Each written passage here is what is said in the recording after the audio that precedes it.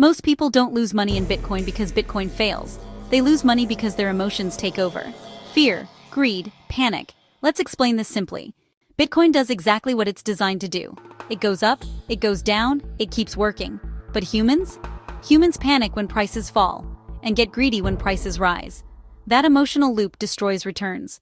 When Bitcoin crashes, fear kicks in. Your brain says, "This is dangerous. What if it goes to zero? I should sell before it's too late." So people sell after prices already fell. That locks in losses. When Bitcoin is going up fast, greed shows up.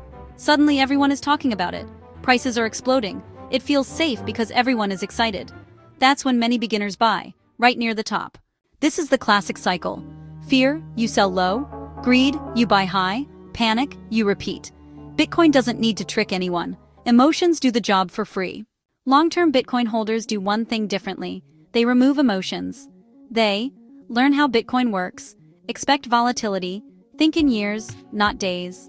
Bitcoin rewards patience. It punishes emotional decisions. The biggest risk isn't Bitcoin, it's us.